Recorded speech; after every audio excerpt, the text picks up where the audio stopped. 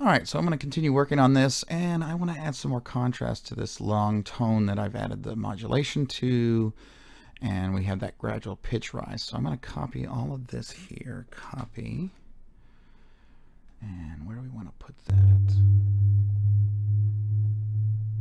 Yeah, that's a good spot right about there. Okay, and I paste.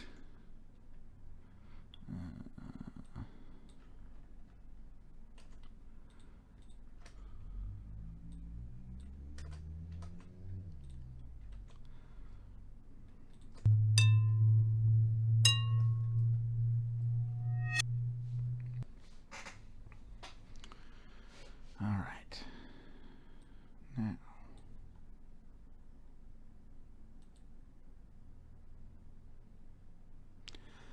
so because I want to just take that same idea that I had, well, in fact, I could do that here.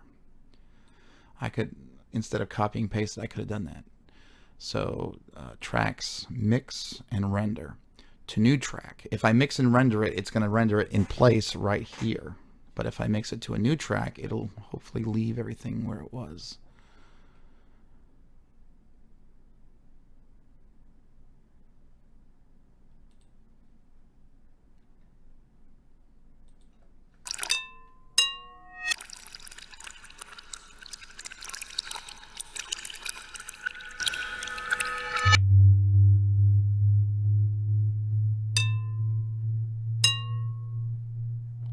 Interesting. So you can see it mixed everything. Okay, I'm going to undo that. Really, because I just wanted to mix this down, but it decided to mix all of that other stuff down. What if we try one of the other settings? Mix and render. And it still did the same thing, but it made our original stuff disappear. So we definitely want to do perhaps a new one. Anyways, when I was saying earlier in a video that if you run out of tracks, that's one thing you can do. You can mix and render to a new track, and then again, I would still suggest doing a new file with the render and then starting from there. That way you don't lose any of your original data, especially if you're working on a lot of tracks like that. You want to maintain as much of your original stuff as possible without deleting it. All right, so I copied those here. No, not envelopes. Move it over. Nope. I want to move the whole thing.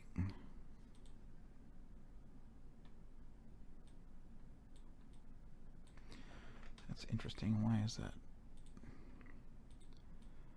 doing that like that?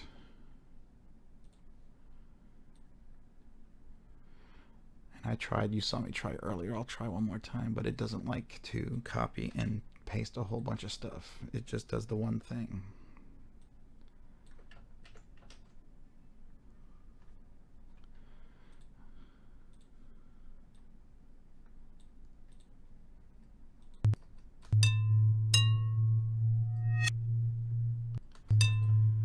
So this is where the tedium comes in, where you have to work with everything individually, one at a time, and it can be time consuming.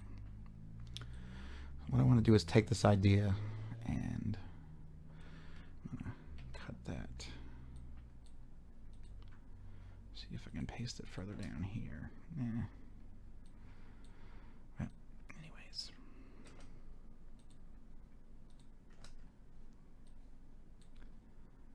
And I will render it, and then I can play with the idea together at the same time. Right here.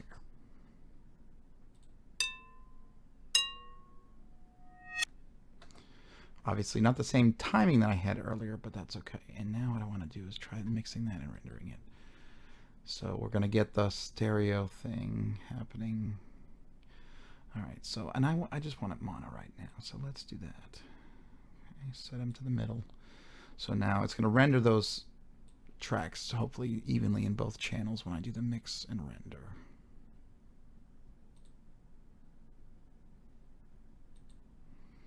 Yeah.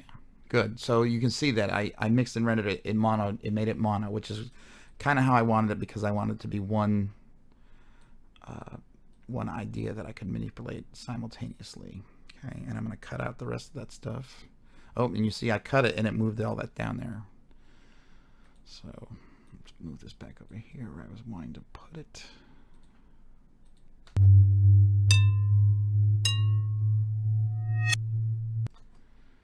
Okay.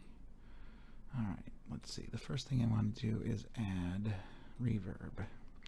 And you know, this is where understanding what you're doing comes in handy, because I know what I'm going to do is eventually reverse this sound, but I want it to have this sound at first, kind of an effect. So I'm going to add reverb before I reverse it. That way it kind of grows that in there.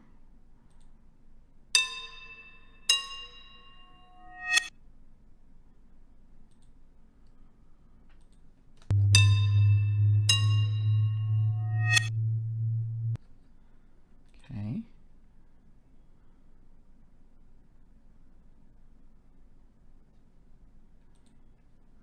And then we'll reverse that.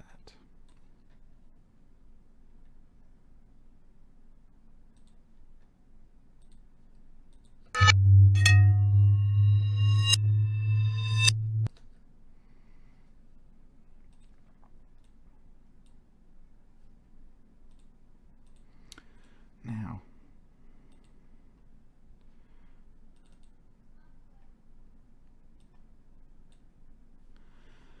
I think if I do that, it will add extra time on the end of the file so that reverb can ring out. Let's try that. I'm going to add more reverb now. Nope.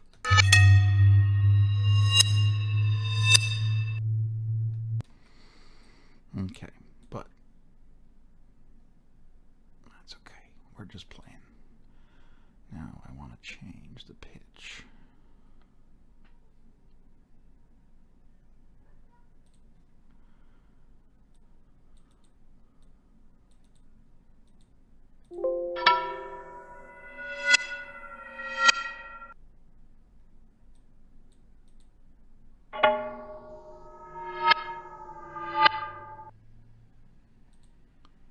Cool.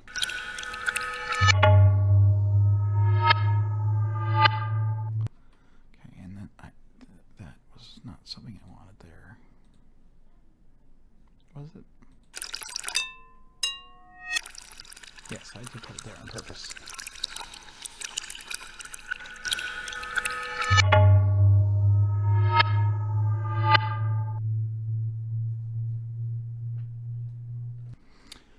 But I don't want it right after that hit. Let's see.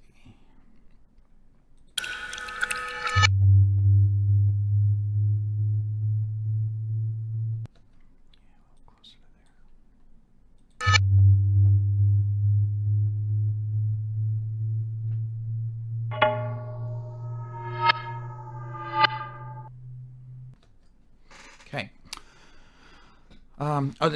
And now we're getting into the point we have a lot of tracks here, and it's getting, you know, we're having to scroll up and down. You can resize your tracks here to shrink them down if you need to get stuff out of the way.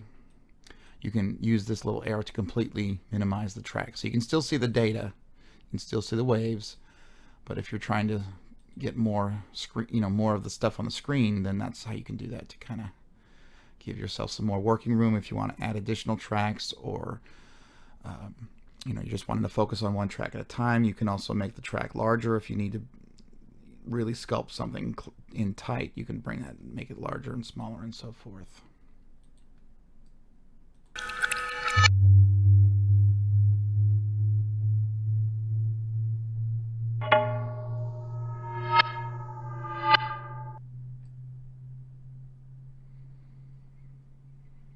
All right, I've been pretty conservative so far with the effects that I've been using. I think the next video I'm going to really do some wild stuff with the effects. So we'll see what we do in the next video.